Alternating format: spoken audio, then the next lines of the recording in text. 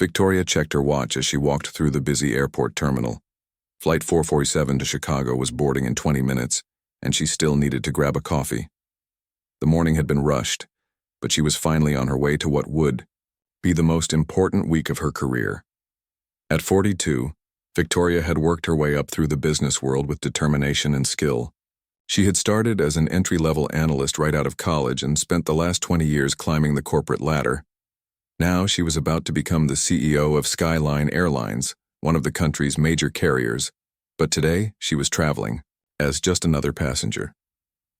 Victoria had decided to fly on several different routes before officially starting her new job on Monday. She wanted to see how the airline really operated when no one knew who she was. It was her way of understanding the company from the ground up, something she believed every good leader should do. She grabbed her coffee and made her way to the gate. The boarding process was smooth, and soon she was settling into seat 3A in first class. Victoria had always been practical about flying. As someone who traveled frequently for business, she knew the value of a comfortable seat and good service during long flights. The plane was nearly full, with a mix of business travelers and families heading to Chicago.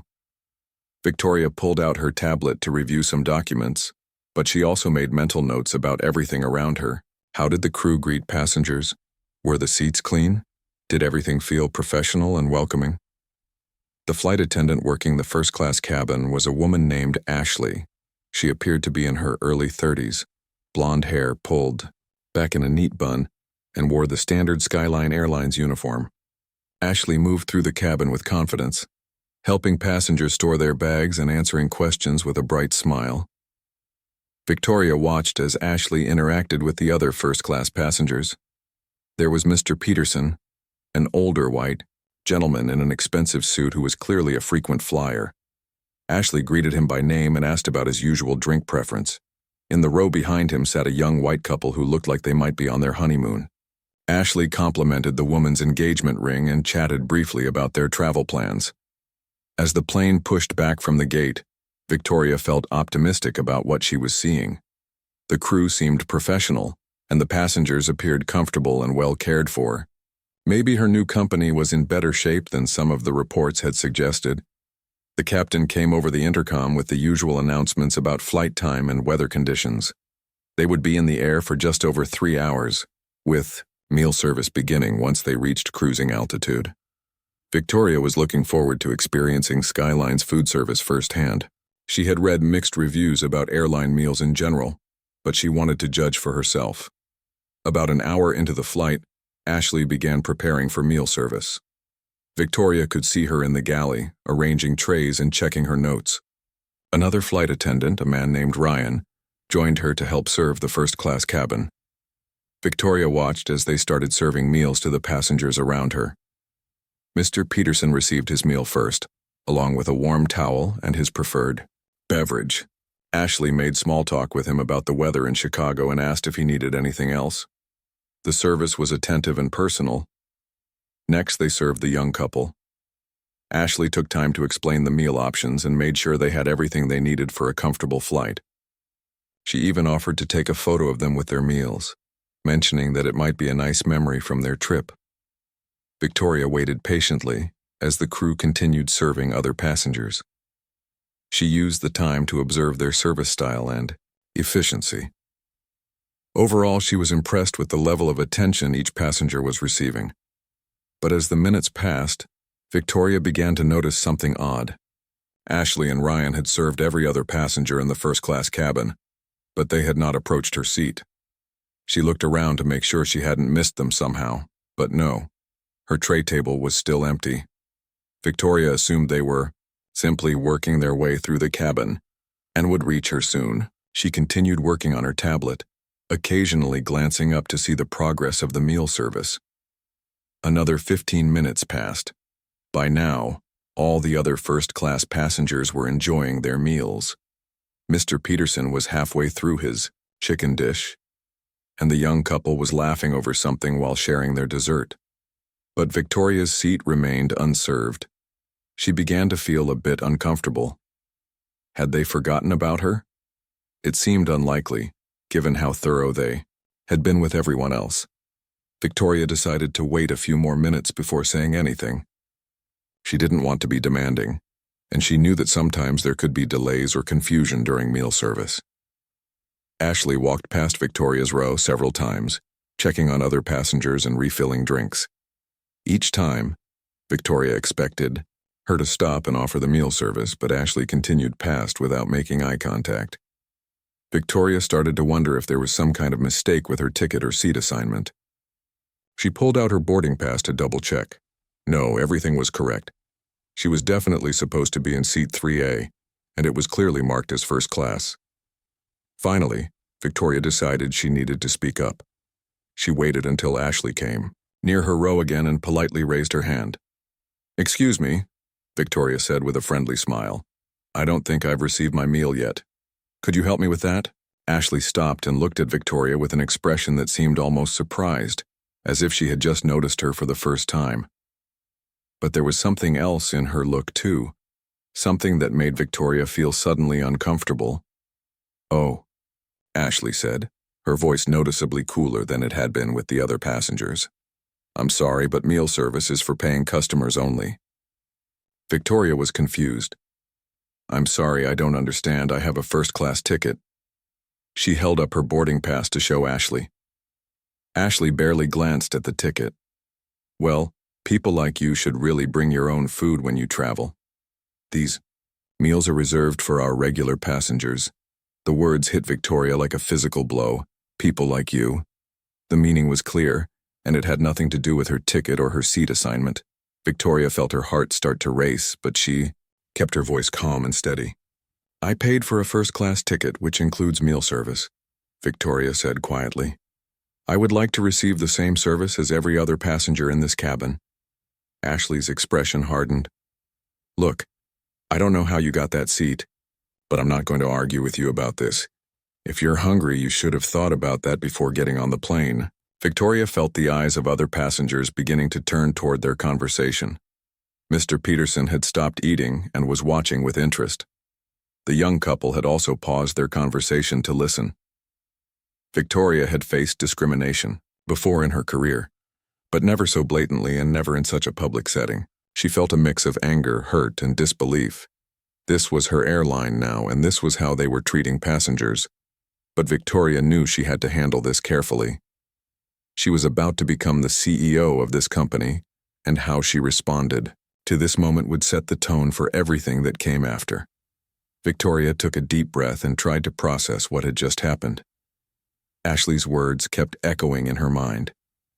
"People like you." The phrase carried a weight that went far beyond a simple misunderstanding about meal service. "I think there's been a mistake," Victoria said, keeping her voice as calm as possible. "I'd like to speak with the head flight attendant, please." Ashley's eyes narrowed. "I am the senior flight attendant on this flight, and I've told you what I told you. If you keep causing problems, I'll have to call the captain." Victoria couldn't believe what she was hearing. She had been traveling for business for over 20 years and had never experienced anything like this. She looked around the cabin and noticed that several passengers were now openly staring at the exchange. Mr. Peterson had put down his fork and was watching with a frown on his face. The young couple looked uncomfortable, whispering to each other, behind their hands. A businessman across the aisle had pulled out his phone and appeared to be recording the conversation. "I'm not causing problems," Victoria replied firmly. "I'm simply asking for the service that I paid for. I have a valid first-class ticket and I would like to receive my meal." Ryan, the male flight attendant, approached from the galley. He had been watching the situation unfold and decided to join the conversation. Victoria hoped he might be more reasonable than Ashley. "Is there an issue here?" Ryan asked, looking between Ashley and Victoria. "She's claiming she belongs in first class," Ashley said, gesturing toward Victoria with obvious disdain. "She says she wants a meal." Ryan looked at Victoria with the same skeptical expression that Ashley had worn. "Can I see your boarding pass and ID, please?" Victoria felt her cheeks burn with embarrassment. No one had asked Mr. Peterson for his ID. No one had questioned the young couple's right to be in first class. But here she was, being treated Like a criminal for simply asking for meal service. Of course, Victoria said, pulling out her driver's license and boarding pass. She handed them to Ryan, who examined them carefully. The ticket looks real, Ryan said to Ashley, as if Victoria wasn't sitting right there. But you know how easy it is to fake these things nowadays. Exactly, Ashley agreed. People try to upgrade themselves all the time. They think they can just move to first class and no one will notice. Victoria's hands were shaking slightly, but she kept her voice steady. Those documents are completely authentic. I purchased this ticket myself and I have every right to be in this seat. Ryan handed her documents back with a shrug. Look, even if the ticket is real, that doesn't mean you didn't get it through some kind of program or voucher. Our premium meals are for passengers who pay full price. What kind of program? Victoria asked, though she already suspected where this conversation was heading. You know, like employee assistance programs, charity tickets, that sort of thing, Ashley said with a smirk. We get people all the time who think a discount ticket means they get the same service as our paying customers. Victoria realized they were creating excuses on the spot. There was no such policy at Skyline Airlines or at any airline she knew of. First-class service was first-class service, regardless of how someone had obtained their ticket. That's not how airline service works, Victoria said. A first-class ticket includes meal service, period. It doesn't matter how someone paid for it. Well, that's your opinion, Ryan said dismissively. But we make the decisions about service on this flight. The businessman across the aisle leaned forward slightly. Excuse me, he said quietly to Victoria. I couldn't help but overhear. This doesn't seem right. I'm happy to share my meal with you if these people won't do their job. Victoria was touched by the stranger's kindness, but she shook her head. Thank you, but this isn't about the food. This is about being treated fairly. Ashley overheard the exchange and turned to the businessman with a bright smile. Oh, Mr. Williams, please don't worry about this. We're just dealing with a small misunderstanding. Can I get you anything else? Another drink, perhaps?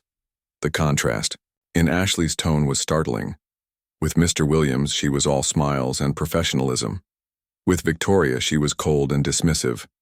Actually, I think you should give this lady her meal, Mr. Williams said firmly. She has a first-class ticket just like I do. Ashley's smile faltered slightly. I appreciate your concern, Mr. Williams, but we have policies we need to follow. What? Policy says you can't serve meals to certain passengers? Asked the young woman from the honeymoon couple. She had been listening to the entire exchange and was clearly disturbed by what she was witnessing. Company policies are confidential, Ryan said curtly. We're not required to explain them to passengers. Victoria knew this was completely false. Airlines were required to follow federal regulations about service and discrimination, and they certainly couldn't make up policies on the spot.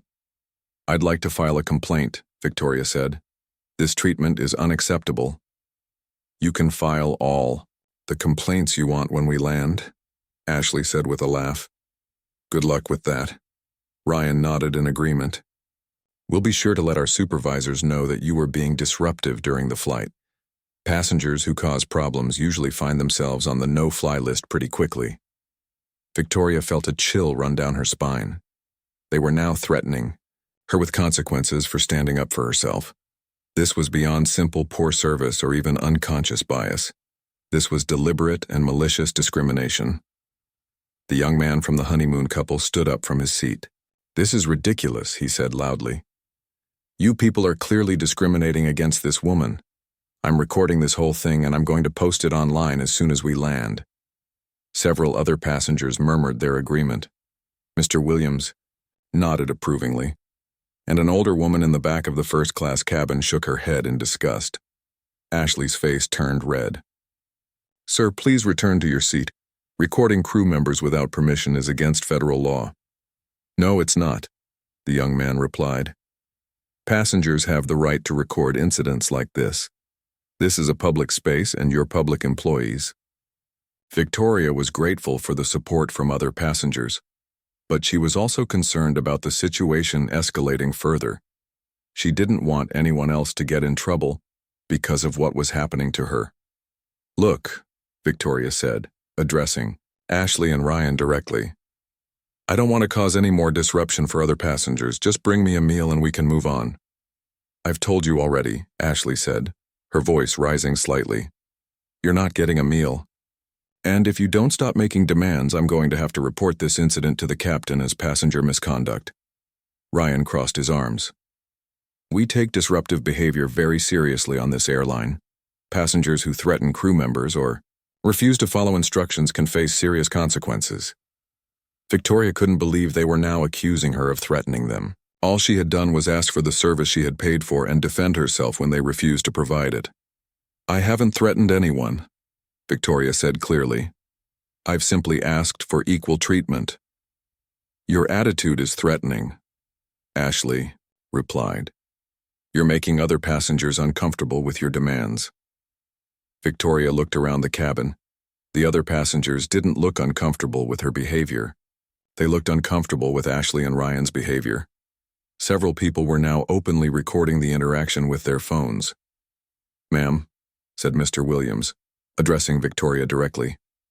I want you to know that everyone here can see what's really happening. These flight attendants are treating you terribly, and it's not right. Victoria nodded gratefully. Thank you. I appreciate everyone's support. Ashley glared at the passengers who had spoken up. I need everyone to mind their own business and let us do our jobs. If passengers continue to interfere with crew operations, we'll have to involve law enforcement when we land. The threat hung in the air like a dark cloud. Victoria realized that Ashley and Ryan were prepared to escalate this situation as far as necessary to avoid admitting they were wrong. They seemed confident that they would face no consequences for their behavior. Victoria made a decision. She would endure the rest of the flight quietly, but she would remember every detail of what had happened. And when they landed, these flight attendants were going to get the biggest surprise of their careers. The rest of the flight passed in uncomfortable silence.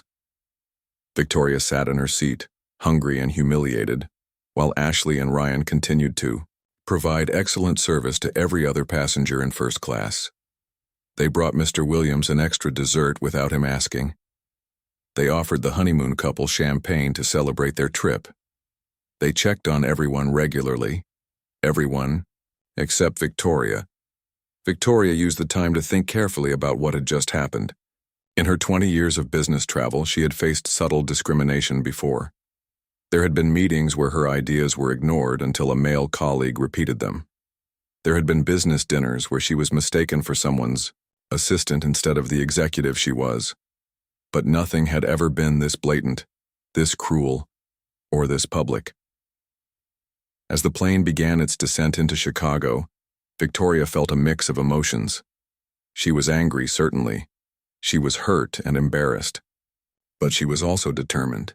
What Ashley and Ryan didn't know was that they had just given the new CEO of their airline a first-hand look at exactly what was wrong with the company. Victoria had been hired to turn Skyline Airlines around. The company had been struggling with customer satisfaction scores and employee relations. Now she understood that the problems went much deeper than she had realized. This wasn't just about inefficient operations or outdated procedures. This was about a culture that allowed discrimination to flourish unchecked. The plane touched down smoothly at Chicago O'Hare Airport. As passengers began gathering their belongings, Victoria remained in her seat. She wanted to let most people leave before she made her move. She had something important to do before leaving this aircraft. Mr. Williams stopped by her seat as he prepared to leave. I just want you to know, he said quietly, that what happened to you today was completely unacceptable. I travel a lot for business, and I've never seen anything like that. Thank you for speaking up, Victoria replied. It means more than you know. The young couple also paused at her row. We recorded a lot of what happened, the woman said. If you need the video for a complaint, we'd be happy to share it with you. Victoria smiled genuinely for the first time during the flight. I appreciate that very much. Could I get your contact information? They exchanged details, and several other passengers also offered to serve as witnesses if Victoria needed them. It was heartwarming to see how many people had been willing to stand up for what was right, even when it would have been easier to stay silent. As the last passengers filed off the plane, Victoria remained in her seat. Ashley and Ryan were busy, cleaning up the first-class cabin, clearly eager to finish their shift and move on to their next flight. Victoria stood up slowly and gathered her belongings. She walked to the front of the plane where Ashley was collecting service items. "Excuse me, Ashley," Victoria said politely. Ashley looked up with an expression of irritation. "The flight is over. Whatever your complaint is, you need to take it up with customer service in the terminal." "Actually, I think we should talk now," Victoria said calmly. She reached into her purse and pulled out 2 business cards. Ashley glanced at the cards without really looking at them. "I don't want whatever you're selling," she said dismissively. "I'm not selling anything," Victoria replied. "I'm giving you my contact information." Ryan had finished his cleanup and joined them at the front of the plane. "Look, lady, we told you already. If you have a complaint, file it through the proper channels." Victoria held out the business cards again. "I really think you should look at these." Something in Victoria's tone made Ashley actually look at the card this time. Victoria watched as Ashley's eyes widened and the color drained from her face. The card was simple and elegant. It read, "Dr. Victoria Chen, Chief Executive, Officer, Skyline Airlines." Ashley's hands began to shake as she read the card. She looked up at Victoria, then back at the card, then at Victoria again. "This is fake," Ashley whispered, but her voice lacked conviction. Ryan snatched the card from Ashley's hands. His face went through the same transformation as he read the words. "This can't be real. You're not—" "I am indeed Dr. Victoria Chen," Victoria said calmly. "And as of Monday morning, I will officially be the CEO of this airline. Today I was flying as a regular passenger to observe our operations and customer service standards." Ashley dropped the service items she had been holding. They clattered to the floor of the aircraft, but she didn't seem to notice. "But you can't be," Ryan stammered. "You're black?" Victoria finished for him. "Yes, I am. I'm also a Harvard MBA with 20 years of executive experience. I was hired by your board of directors specifically to address the kinds of problems I witnessed today." Ashley had gone completely pale. "We didn't know," she said weakly. "If we had known who you were—" "You would have treated me differently?" Victoria asked. "That's exactly the problem. Every passenger deserves to be treated with respect and dignity, regardless of who they are or what they look like." Ryan tried to salvage the situation. "This was all just a misunderstanding. We were having some issues with the meal service today, and—" Victoria held up her hand to stop him. "Please don't make this worse by lying. I heard everything you said. I saw how you treated me versus how you treated other passengers. This wasn't a misunderstanding, this was discrimination, plain and simple." Ashley started to cry. "Please, Dr. Chen. I have 3 kids at home. I need this job. I'm sorry. I'm so sorry." Victoria felt a moment of sympathy for Ashley, but then she remembered the cruelty in her voice when she had said, "People like you." She thought about how humiliated she had felt, sitting there hungry while everyone around her enjoyed their meals. "I'm sure you do need this job," Victoria said quietly. "And I'm sure you love your children. But tell me, Ashley, how would you feel if someone treated one of your children the way you treated me today?" Ashley sobbed harder. "I would be furious. I would never forgive them." "Then you understand why this is so serious," Victoria replied. Ryan tried a different approach. "Dr. Chen, we've both been with this airline for years. We're good employees. We've never had any major complaints before." Victoria pulled out her phone and made a note. "I'll be sure to check your personnel files. If that's true, then today's behavior is even more concerning. It suggests that you're both capable of treating passengers well when you choose to. What happens now?" Ashley asked through her tears. Victoria looked at both of them for a long moment.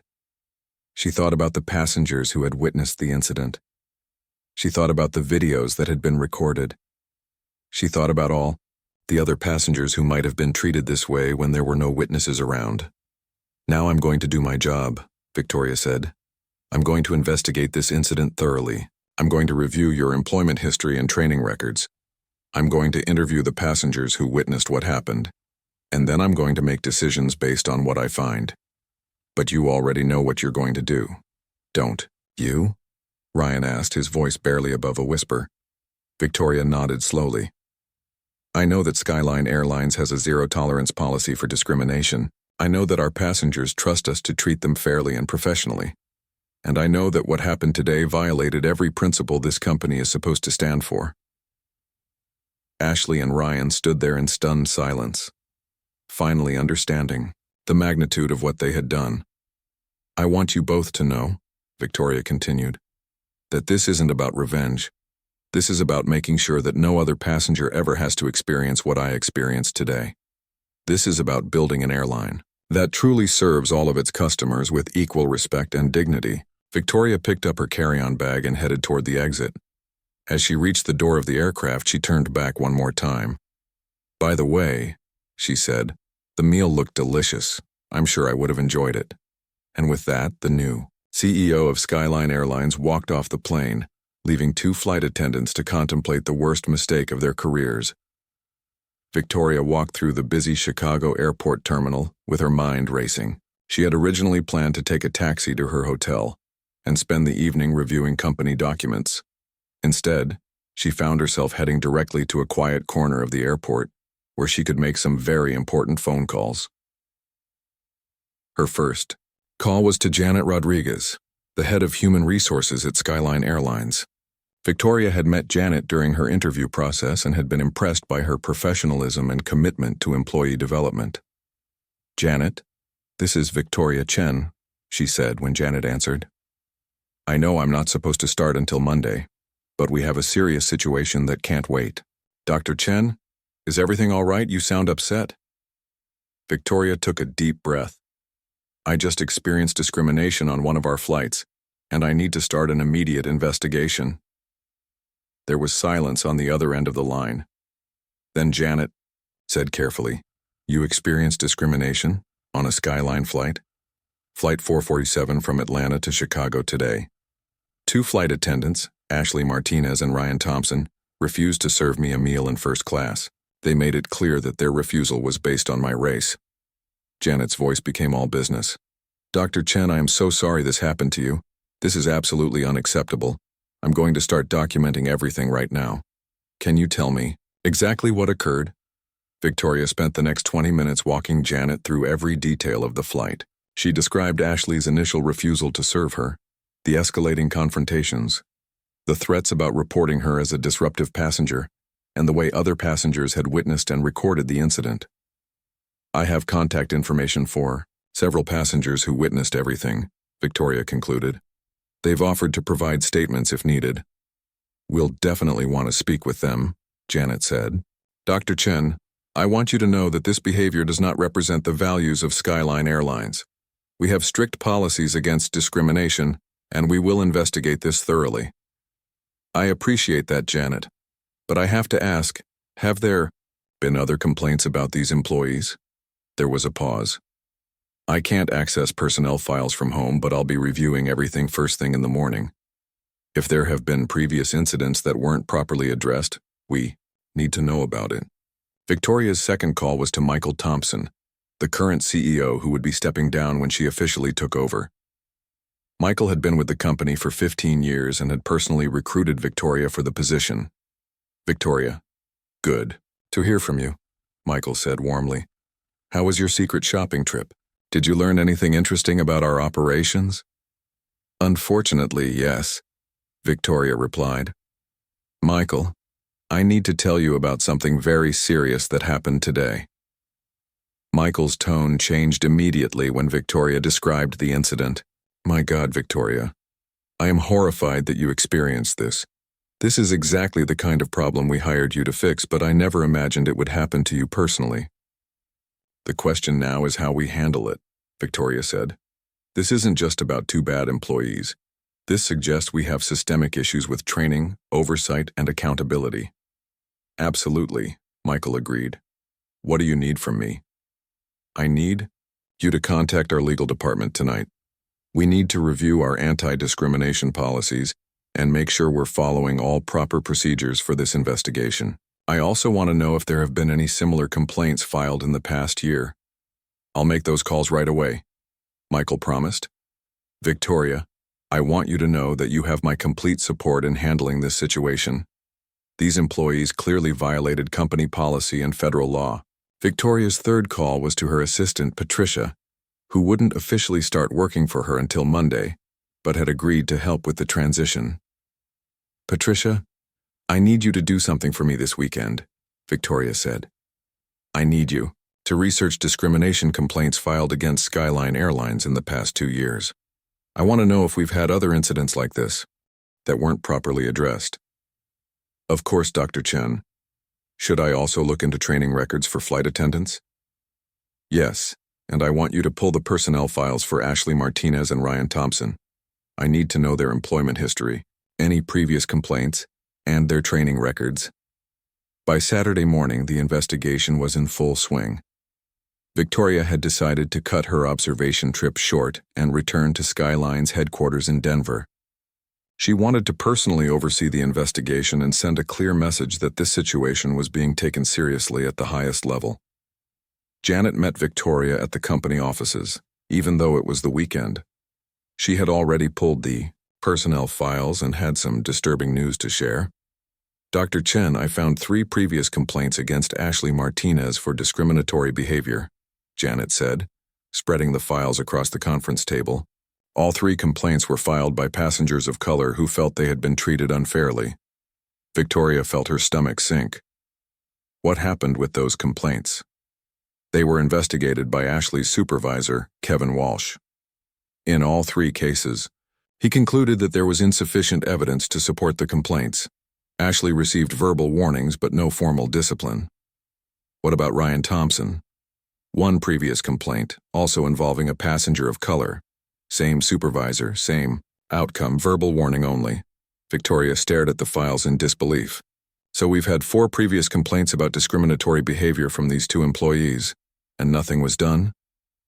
It gets worse, Janet said quietly. I pulled Kevin Walsh's records too.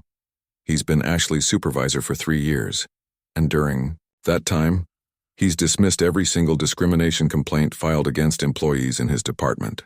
Victoria felt a surge of anger. This wasn't just about 2 flight attendants making bad decisions. This was about a systemic failure of leadership that had allowed discrimination to continue unchecked. Where is Kevin Walsh now? Victoria asked. He's off this weekend, but he's scheduled to work Monday. He doesn't know about your investigation yet. Good.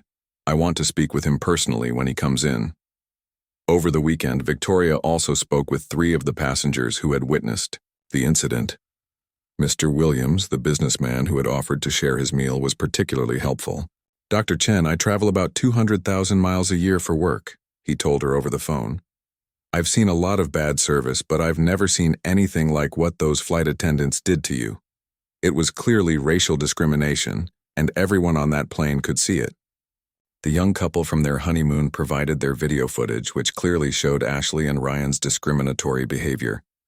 The audio was particularly damning, capturing Ashley's comment about people like you and Ryan's threat about the no-fly list. By Sunday evening, Victoria had a complete picture of what had happened and why. Ashley Martinez and Ryan Thompson had a history of discriminating against passengers of color. Their supervisor had consistently protected them from consequences, and the airline's reporting system had failed to identify the pattern of discrimination. Victoria called an emergency meeting for Monday morning with the senior leadership team. She wanted everyone to understand the seriousness of the situation before she officially took over as CEO. Ladies and gentlemen, Victoria said as she addressed the group, we have a crisis that demands immediate action. 2 of our employees engaged in blatant racial discrimination against a passenger, and our systems failed to prevent it. She walked them through the entire incident, showing the video evidence and reading from the witness statements. The room was silent as the senior executives absorbed the gravity of the situation. The passenger they discriminated against was me, Victoria concluded. But that's not the most important part of this story. The most important part is that we've failed other passengers in the past, and we're going to make sure it never happens again. Victoria announced that Ashley Martinez and Ryan Thompson would be terminated immediately for violation of the company's anti-discrimination policy. Kevin Walsh would also be terminated for failing to properly investigate previous complaints and for creating a culture where discrimination could flourish. But terminating these 3 employees is just the beginning, Victoria continued. We're going to completely overhaul our training programs, our complaint procedures, and our oversight systems. We're going to rebuild this airline from the ground up to ensure that every passenger is treated with dignity and respect. The message was clear. Under Victoria's leadership, Skyline Airlines would have zero tolerance for discrimination. The era of looking the other way was over. 3 months after the incident on Flight 447, Victoria stood before a packed auditorium at Skyline Airlines headquarters. Today marked the completion of the most comprehensive transformation in the company's history, and she was addressing the entire workforce for the first time since the discrimination incident had become public. The story had made national news when passenger videos from the flight went viral on social media. Major news outlets had picked up the story of the airline CEO who experienced discrimination on her own airline, and the public response had been overwhelming. Some people praised Victoria for taking decisive action, while others criticized the airline for allowing such behavior to occur in the first place. 6 months ago, I was hired to lead this company into a new era, Victoria began, looking out at the sea of faces. I thought I understood the challenges we faced. I thought I knew what needed to be changed, but nothing could have prepared me for what I experienced on Flight 447. Victoria had decided to be completely transparent about the incident and its aftermath. She believed that honest communication was the only way to rebuild trust, both with employees and with the traveling public. When Ashley Martinez told me that people like me should bring their own food, she revealed a problem that went much deeper than poor customer service. She revealed that we had created a culture where discrimination could hide in plain sight. The audience was completely silent. Many of the employees had worked with Ashley and Ryan, and some had been shocked by their termination. Others had suspected that discrimination was a problem but had never seen it addressed so directly. Today I want to share with you what we've accomplished in the past 3 months, and more importantly, what we're going to accomplish going forward. Victoria clicked to her first slide, which showed the new organizational structure for customer service and employee relations. We've completely restructured our complaint system. Every discrimination complaint now goes directly to our new Office of Passenger Rights, which reports directly to me. No supervisor can dismiss or ignore these complaints anymore. The Office of Passenger Rights was headed by Dr. Angela Foster, a former civil rights attorney with 20 years of experience investigating discrimination cases. Victoria had recruited her specifically to ensure that future complaints would be taken seriously and investigated thoroughly. We've also implemented mandatory bias training for every employee, from baggage handlers to senior executives. This isn't a one-time workshop that you can sleep through. This is ongoing education that will help all of us recognize and eliminate discriminatory behavior. The bias training program had been developed in partnership with the Anti-Defamation League and the NAACP. Every employee was required to complete 16 hours of training in their first year, followed by annual refresher courses. The training covered unconscious bias, cultural sensitivity, and conflict resolution. But training is just the beginning, Victoria continued. We've also changed how we hire, how we promote, and how we evaluate employee performance. Skyline Airlines had implemented new hiring practices that emphasized diversity and inclusion. The company now partnered with historically Black colleges and universities, Hispanic serving institutions, and other organizations to recruit a more diverse workforce. Every hiring manager was required to have diverse interview panels, and the company tracked diversity metrics at every level of the organization. I'm proud to tell you that in the past 3 months, 40% of our new hires have been people of color, and 55% have been women. We're building a workforce that reflects the diversity of the passengers we serve. Victoria clicked to the next slide, which showed customer satisfaction scores over the past year. The graph showed a dramatic improvement starting in the month after the incident.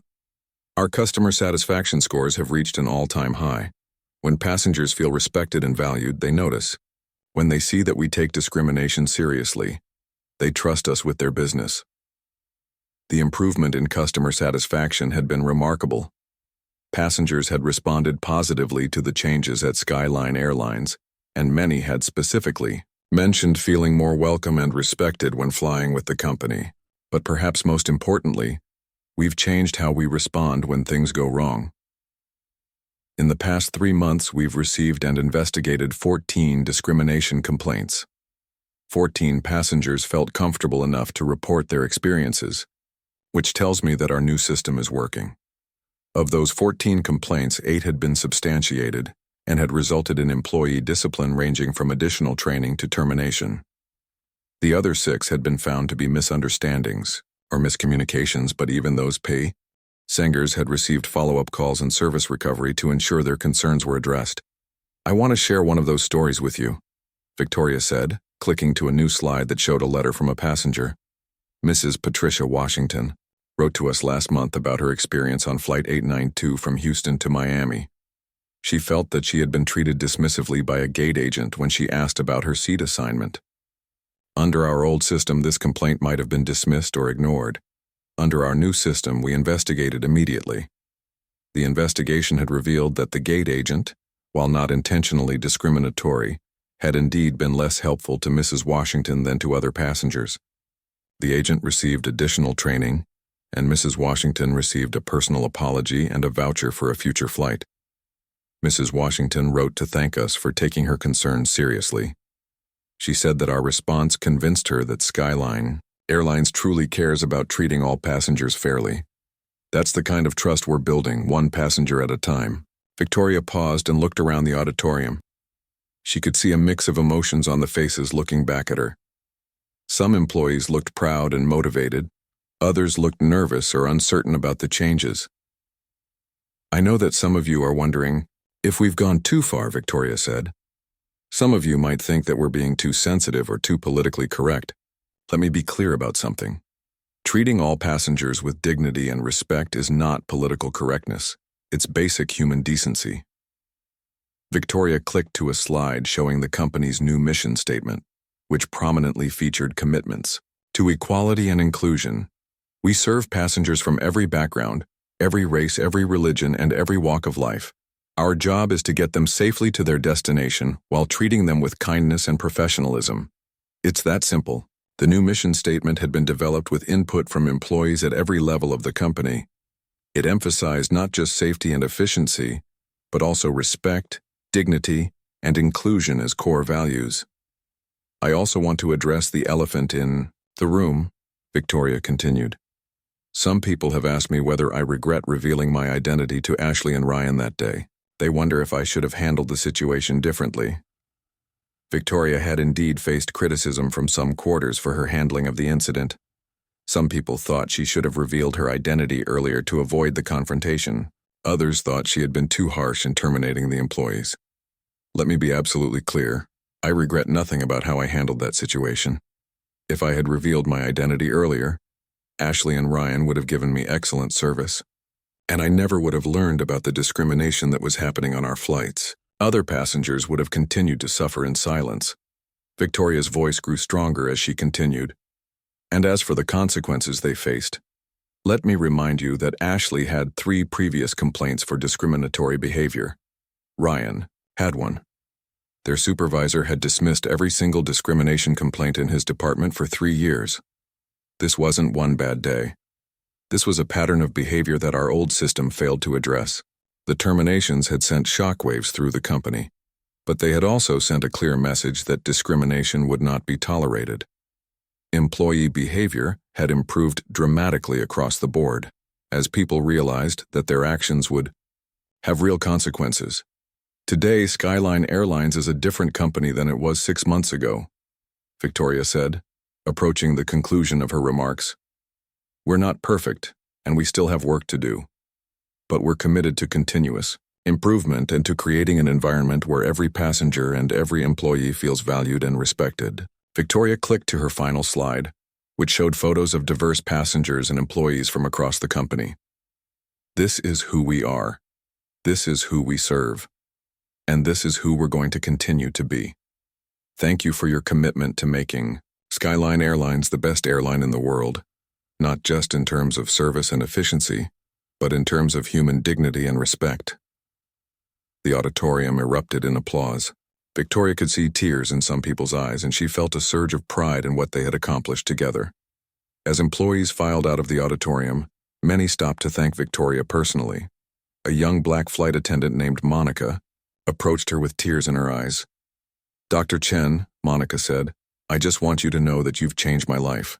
Before these changes, I faced discrimination from passengers and sometimes even from other crew members. Now I feel supported and valued. Thank you for fighting for all of us." Victoria hugged Monica warmly. "Thank you for your courage in continuing to serve our passengers with professionalism and grace. You represent the best of what Skyline Airlines can be." As Victoria walked back to her office, she reflected on the journey that had brought her to this moment. The discrimination she had experienced on Flight 447 had been painful and humiliating, but it had also been a catalyst for meaningful change. Skyline Airlines was now recognized as an industry leader in diversity and inclusion. Other airlines were studying their programs and implementing similar changes.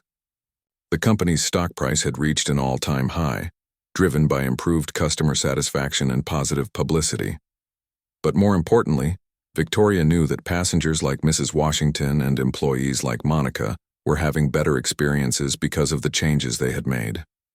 Every day, people were being treated with more dignity and respect because she had chosen to turn a moment of discrimination into an opportunity for transformation. Victoria sat down at her desk and opened her laptop to review the latest customer satisfaction reports. There was still work to do, but she was confident that Skyline Airlines was heading in the right direction. The company was proof that even the most difficult challenges could become opportunities for positive change when leaders were willing to act with courage and conviction. As she worked, Victoria smiled, thinking about how different her next flight on Skyline Airlines would be. This time she knew she would receive her meal along with the respect and dignity that every passenger deserved.